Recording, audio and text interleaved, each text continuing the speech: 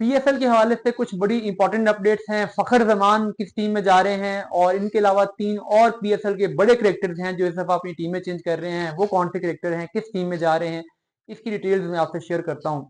देखिए, फखर जमान का मामला ये है कि लॉ कलंदर्स के साथ जो अभी जब पीएसएल की टीमों ने बैठ के फ्रेंचाइजर्स ने पीएसएल की कमेटी के साथ डिस्कशन की और कैटेगरीज डिसाइड की गई। प्लेटिनम कैटेगरी में 3 प्लेयर्स लॉ कलंदर्स के आए हैं, जिसमें शाहीन अफरीदी हैं, हारिस रऊफ हैं और फखर जमान है। ये तीनों ही प्लेटिनम में रखे गए हैं। अब पीएसएल की जो ड्राफ्ट पॉलिसी है वो ये है कि मैक्सिमम 2 प्लेयर ही इसमें प्लेटिनम में खेल सकते हैं लोकल, और तीसरा प्लेटिनम प्लेयर गैर मुल्की लेना जरूरी होता है। तो अब लास्ट टाइम भी ऐसा हुआ था, उससे लास्ट टाइम भी ऐसा हुआ था कि ये तीनों प्लेटिनम कैटेगरी में थे। तो एक दफा हारिस रऊफ को ये कहा गया कि आप डायमंड में चले जाएं, उनसे रिक्वेस्ट की गई, फिर उनको डायमंड में रिटेन करके तो फखर और शाहीन को लिया गया। दूसरे साल ये हुआ कि फखर जमान को टेंशन लिस्ट में से रॉकलैंडर्स ने शामिल नहीं किया और बाद में ड्राफ्ट में जाके राइट टू मैच कार्ड का इस्तेमाल करके दोबारा लिया। लेकिन अब प्रॉब्लम यह है कि इस दफा ये जो तीनों प्लेयर्स हैं, चाहे वो फखर जमान हूं या हारिस रऊफ हूं या शाहीन अफरीदी हूं, इनमें से कोई भी प्लेयर डायमंड के लिए खेलने पर तैयार नहीं है। ये तीनों ही प्लेटिनम में खेलना चाहते हैं और हक भी है उनका। हारिस रऊफ जैसे कि पाकिस्तान का मोस्ट लीडिंग विकेट टेकर है, आप उसको कैसे कह सकते हैं कि आप जाके डायमंड कैटेगरी में खेलो। फखर को आप ये बात नहीं कर सकते, शाहीन कैप्टन है, आप उसको नहीं कह सकते। तो इस दफा फिर ये फैसला हुआ है कि फखर जमान से लॉ कलंदर्स ने ये कहा है कि आप ऐसा करें कि हम आपको रिलीज कर देते हैं, लेकिन अगर आप प्लेटिनम कैटेगरी में पिक नहीं होते, यानी अगर आपको कोई टीम प्लेटिनम में पिक कर लेती है तो फिर तो ठीक है, फिर तो आप चले जाएं, आपका हक है। लेकिन अगर किसी भी टीम ने आपको प्लेटिनम कैटेगरी में पिक ना किया, आप नीचे आके डिमोट होके डायमंड में आ गए, तो तब हम आरटीएम यूज करेंगे, राइट टू मैच यूज करेंगे और हम आपको डायमंड में खुद ही ले लेंगे। अब ये अभी तक डील हुई है लॉ कलंदर्स में फखर जमान के साथ। हारिस रऊफ और शाहीन अफरीदी रिटेन हो जाएंगे प्लेटिनम कैटेगरी में, फखर जमान को रिलीज कर दिया जाएगा। उसके बाद फखर जमान किसी टीम में प्लेटिनम में पिक होते हैं या नहीं, ये देखने वाली बात होगी। अभी तक फखर जमान किस टीम में जाएंगे, किसी टीम ने फखर जमान से उस तरीके से रब्ता नहीं किया, लेकिन आगे जाके अब इस पे काम शुरू होगा। टीमें जाहिर है इस पे देखेंगी, अपने कॉम्बिनेशन देखेंगी।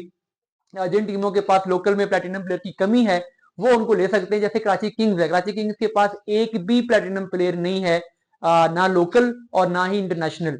तो अब उन्होंने अपने तीनों प्लेटिनम की लिस्ट पूरी करनी है। तो उसमें लास्ट में उनका नवाज लोकल था, लेकिन इस दफा वो नवाज को प्लेटिनम में रखा ही नहीं गया। तो उनके पास ये स्पेस है, वो फखर जमान को ले सकते हैं। अगर वो फखर जमान को लेते हैं तो स्टिल उनके पास 2 स्पॉट खाली होंगी, इसलिए मोस्ट लाइकली फखर जमान इस दफा लॉ कलंदर से चले जाएंगे कराची किंग्स में।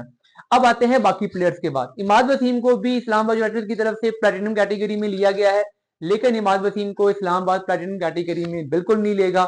उनको कन्विंस किया जाएगा कि आप डायमंड में आ जाएं। मोस्ट प्रोबेबली वो डायमंड में आ जाएंगे, उनको कोई एतराज नहीं होगा। लास्ट टाइम जब वो फॉर्म में थे पाकिस्तान के लिए, पाकिस्तान की टीम का एक किस्म का एक्टिव प्लेयर थे, उस टाइम पर भी उनको प्लेटिनम कैटेगरी में लिया गया था।